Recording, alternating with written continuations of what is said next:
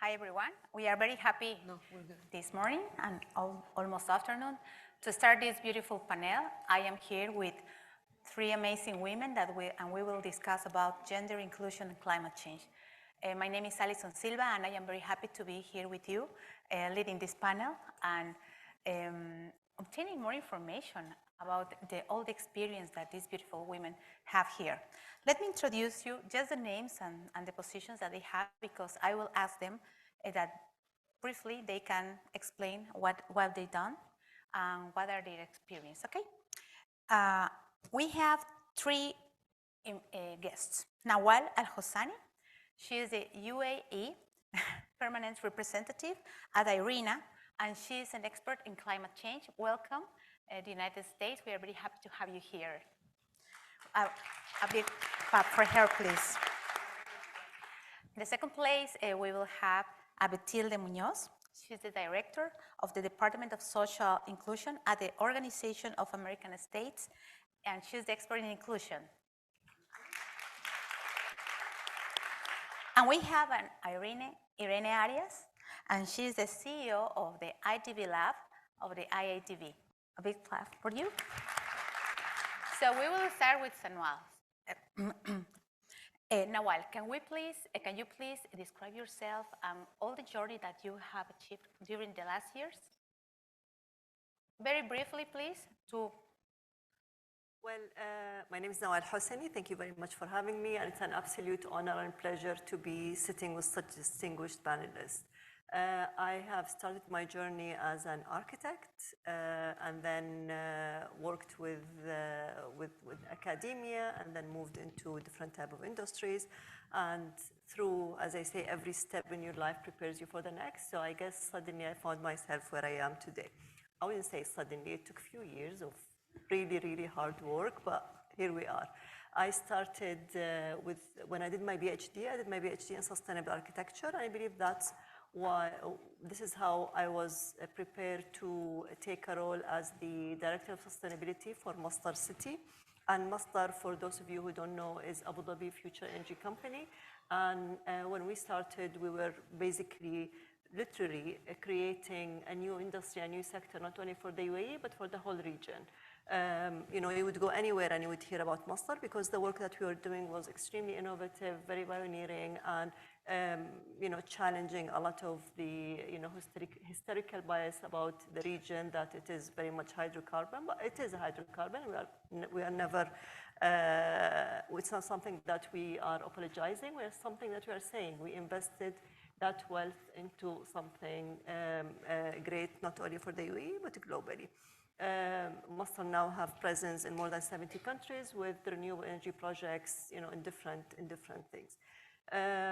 Moving forward, I took the role as the Executive Director of Sustainability at Masdar as a whole, so more of a corporate level, not only looking at sustainable cities, but looking at sustainable and responsible operations as a company, but also how we can make a bigger impact as a country and as an organization, and we create the change that we want around the world. I also led a fantastic initiative, which I worked with Yaner on when I was leading, which is the Zayed Sustainability Prize. And it aims to recognize and empower and award and basically celebrate achievements in renewable energy and sustainability around the world. Then in 2018, I guess I wasn't doing enough, and they told me that maybe I need to be the the Deputy Director General of the Emirates Diplomatic Academy, and where we train our future diplomats. And at the same time, I was assigned to become the permanent representative to IRENA. I did that for I think around 2 years, and then I decided that's not extremely sustainable from a health point of view. So I've decided that it's time for me to maybe focus on a couple of things that I am very passionate about, and move on that direction. So I resigned almost everything, and I kept one thing, which is my role at IRENA, which is the permanent representative to IRENA, but kept few boards here and there just to make sure that I'm still making the impact that I want. And that gave me the flexibility to do what I love, which is basically meeting and connecting with people and speaking to people, and also have more time for me and more time and for my family. So here I am today. And talking about what you love, let us, Irene, introduce yourself, please. Thank you. Well, good afternoon. I'm Irene Arias. Thank you, Yanire, and the MED team and the George Washington University team for hosting us here. And I see some familiar faces. I currently the CEO of IDB Lab. This is the innovation laboratory of the Inter-American Development Bank, and so a little bit of a sandbox and a venture arm for the IDB for all the countries in Latin America and the Caribbean. And this is what connects us very much with the mission of MED and the MED community in terms of putting entrepreneurship and innovative entrepreneurship at the center of what can be sort of a source of hope and new solutions for the deep challenges that we have in Latin America and the Caribbean, and some that are global challenges that can be addressed through innovation and technology, and rely on promoting new generations of entrepreneurs, and of course, putting a lot of emphasis on supporting women-led entrepreneurs. I've been at IDB for 5 years, and prior to that, I spent 20 years at the IFC in different parts of the world. And I was very motivated to dedicate these last 5 years to Latin America and the Caribbean. As a Spanish national, I'm culturally very connected to it and very passionate about the growth in the region, and also the ability to work within an entity in a multilateral organization that has a single mandate of taking more risk that is difficult for either the private arm IDB investor or the public arm IDB to take, and being a real direct partner with entrepreneurs, venture capital funds, and I'm sure we'll talk about some of the examples that we see rising and that can hopefully be useful for everyone today. Thank you, Irene. And we're very happy here because talking about social inclusion, talking about these solutions that are global, we would like to invite Betilde to introduce yourself, please. Excellent. Thank you so much for the floor and for the invitation. My name is Betilde Muñoz Pogosian, but most people also know me as Betica. I'm Venezuelan American. I'm a Venezuelan migrant in the United States. I've lived here more time than in Venezuela, but I think I'm missing the other flag in the flyer. I have a background in political science. I did my PhD in political science, and I've dedicated my life in getting expertise and working on issues of democracy, inclusion, human rights. And one area that is the one connection to MED community and this forum, which is the empowerment of women and women's leadership. I've done a career at the OAS, the Organization of American States, which is the political forum for the region, in which we facilitate political dialogue and consensus, as well as technical cooperation amongst the 34 member states that are countries of the Western Hemisphere, along 4 key pillars: democracy, development, human rights, and security. And since 2015, I've been director of the Department of Social Inclusion, in which, in this area, we have the mandate, regional mandate, of working with member states to address issues of inequality, social exclusion, and really helping them think of policies that can bring equity and access to rights to all populations, of course, everyone, but really putting the focus on groups in historical situations of vulnerability. So this is really my formal expertise and formal mandate. On the side, as I said, I'm very interested in working on issues of women's representation, women's leadership, and I've dedicated and cultivated a line of work and expertise specifically on this, and on really sharing my knowledge and bringing tips and recommendations to women that are ready to lead, that are ready to become entrepreneurs, and really ready to make a difference in the world. Thank you. And you mentioned something important, how to make a difference and to build a better world. We have three main leaders here from three different institutions that are making a lot of change and impact in our world.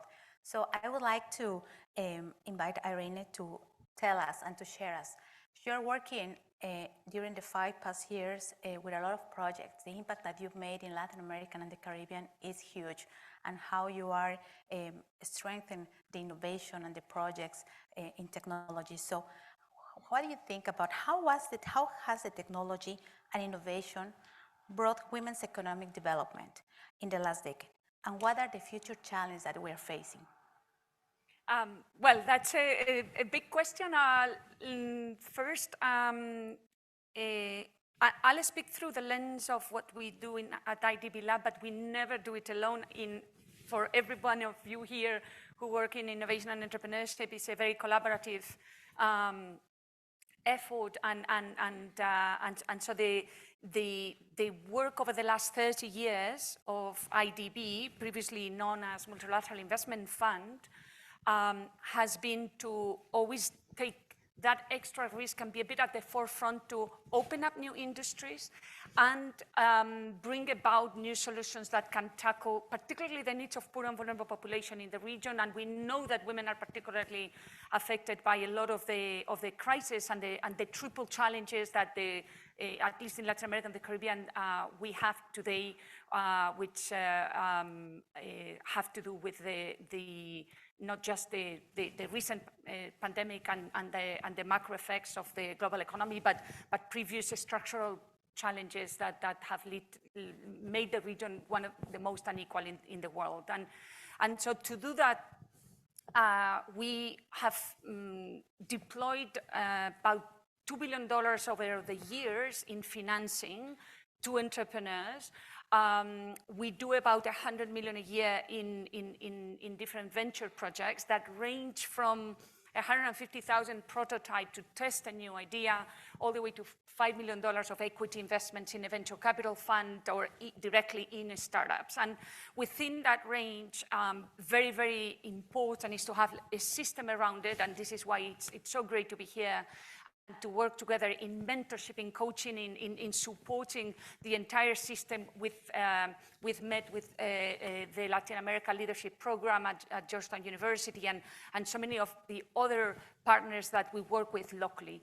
Now, 4 perhaps highlights to answer at least on this broad question. One is that there is a big opportunity of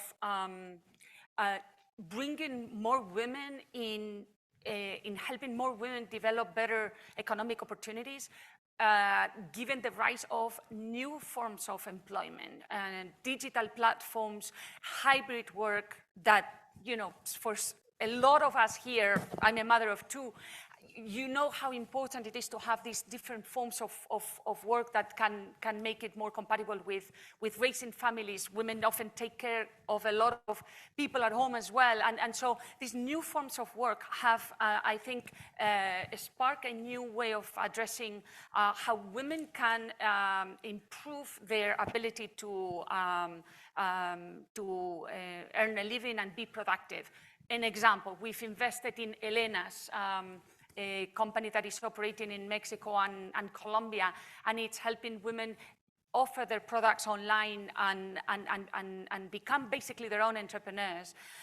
Second is developing, ensuring that when we look at investing in this new type of ventures, that we apply not just the traditional environmental social governance lens, but a lens of responsible use of technology, so that it's truly inclusive, and that from the design, these solutions keep in mind the different needs. And we have a great partnership with Georgetown University here, a lot of students that have been helping us a lot with capstone projects with an initiative called FairLac for the responsible use of AI in a lot of the applications that are helping address all the deep social challenges in access to health, like with digital health solutions, hybrid education, and that take into account in the algorithm an inclusive lens, particularly for gender and diversity issues. Third is the ability that we now have to tap into all these emerging technologies and apply to solve issues that are particularly affecting women. So for example, we have developed the ecosystem for blockchain called LackChain, on top of which now we have more than 90 uses, real uses of blockchain for social impact. And one of them is to help women, for example, that are suffering from abuse to have a safer way to notarize these events. And finally, it's the question of capital and access to capital and the general support for entrepreneurs to be able to be more successful. And perhaps I can share a few trends on how that has evolved. It's some good news. It has improved in terms of the participation of women in the venture capital industry in the region, but there is still a very, very big opportunity to grow much further. So we can maybe go back to that later. Yeah, it's important what you mentioned. For example, in a C-level board, there are just 1 woman when you have 4 men. We are still very few, right? So we have a lot to do with women, technology, and the impact that we're making. For example, you mentioned that you're making a lot of impact, but there is a lot of impact in the social area as well. So I would like to Batilde to share why it's important to talk about inclusion and exclusion, and why it's important to talk about social entrepreneurs. Can you share?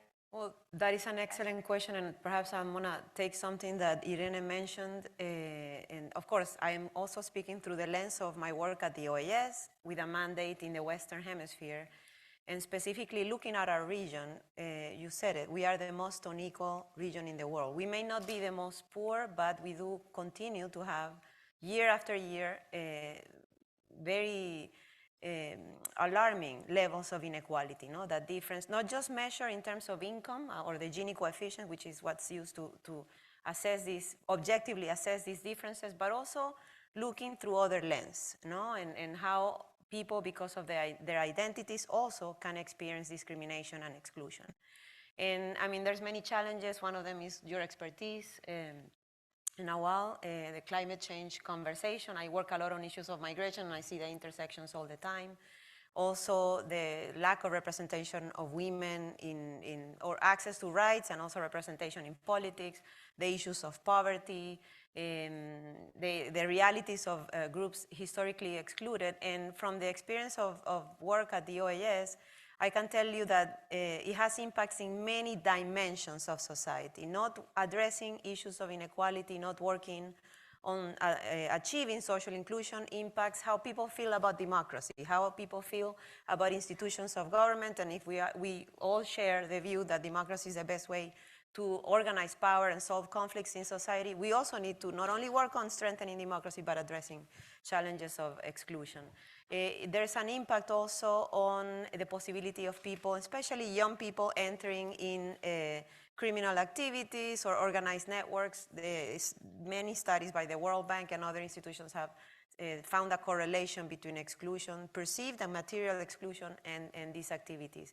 It is an issue of human development. It is an issue of social justice, and it's really, it has an impact on our possibility as a region to keep growing and keep bringing rights to people. So, in summary, it's something that no matter where we are positioned, field-wise, is something that we should take on. And I'm very glad that this forum has dedicated, or the topic is entrepreneurship by women. Of course, a lot of you guys are in the private sector, but there's a big portion of this work that is done from the social standpoint. We have a lot of social leaders from Colombia and other countries of Latin America. And perhaps the key point here is that we all have a role to play, and we all have, and again, no matter what the field we are working on, we can contribute to addressing issues of inequality and social exclusion. We're facing a lot of challenges and a lot of problems. When we talk about, you can imagine gender inclusion, climate change. Why are these 3 topics in the same panel? It's because there are a lot of things to do. And we would like to ask Nawal, because in the last panel, we've heard a lot of the data and how we use the data and how we use technology, artificial intelligence. So we would like to ask Nawal, how does climate change intersect with other global issues, and such as food, security, gender, public health, and economic development? It is a big question, but I have a very simple answer to it. Climate change is the global issue of our time, and this is something we are facing. And what we need to understand is climate change and the ripple effect of it is impacting all the above what you mentioned. It has a direct impact to health, it has a direct impact to food security, it has a direct impact to poverty, to education, to women, to migration, to all the above. And I think it's very important for us when we look at climate change, we don't look at it as one-dimensional because it's not one-dimensional. It's not an environmental issue. It's not a social issue. It's not just an environmental issue, not just a social issue, which is inclusion and women's rights are part of it. It's not just an economical issue. It's definitely not just a health issue. It's everything because those challenges are very much linked directly to the development of countries, communities, and economies. And those challenges are so interlinked and evolving together in this cause and effect nexus, basically. So when you look, and we know this is not fiction, it is facts, and we have so many reports that proves it and look at it. Like, for example, the recent report of the IPCC, which was published by the UN recently, shows that climate change is directly affecting our food supply because basically we are having impact on you know the weather changes, the lack of water, it's affecting a lot of our food production. The reports of the WHO, World Health Organization, shows that climate change is directly linked to and will have an impact to increase fertility in between 2030 to 2050 by 250,000 person a year. This is 5 million people in 23 years. Climate change has been proving to be impacting women more, and it is scientifically proved, and we've seen it, we are seeing it. It's impacting economies because, you know, it's affecting the food production, it's affecting jobs, it's impacting migration. So it does have a very negative impact on economies. So we really need to look at climate change in this holistic way because it's a global challenge. And for us, and it is the challenge that basically affecting and impacting everything. And the solution can be, or part of the solution can be looking seriously at energy transition, understanding how energy transition can help mitigate the climate change. You know, a very recent report from Shell showed that if we keep doing and having the same level of investment in energy transition, we are not going to be able to transition to net zero until 2100. And it is way too late. So, you know, we definitely need to have more investments, and not because, you know, I'm a representative of the UAE to IRENA, but I think it's very important for us to look into adjust energy transition by providing access to begin with, and then looking at transitioning into renewables and allocating the right investment into that. And I mentioned, you know, being from the UAE, we knew that this is something that we all need to do, and this is why we are looking at solutions and finding the way that we can have the right impact when it comes to moving more and more into a net zero or a carbon zero, or whatever we're going to call it. But it doesn't matter. What we need to do is mobilizing together towards action to address climate change. Thank you. And I have a question for the three of you, and it's about the recommendations, because we have different agendas. We are making impact from our institutions, but we have a lot of lessons learned. So what would be your recommendation in each topic, in gender, inclusion, and climate change? Can we start with you, Irene, please? The main recommendation is to combine strengths of the different organizations, but it's not, and we all know, it's not to solve these intermingled issues. It's not just about financing. It requires a lot of other types of support that make a difference, accessing networks, accessing markets. So I told you I was going to give you a data point, and very quickly I will. Venture capital industry, it has quadrupled the last few years, 15 billion in 2021 in the Latin America and the Caribbean. It has, of course, come down last year, as in the rest of the world, but 22% of the unicorns are now co-founded by women, and it used to be less than 10% just a couple of years ago. In the applications that we get from fund managers for us to become an LP in their venture capital fund, we have pretty much a survey of the industry because 120 applied in the last cohort. 66% of them have a woman co-founder or in the GP. So this is good news, but we have to build on that, and we have to ensure that they have the same, that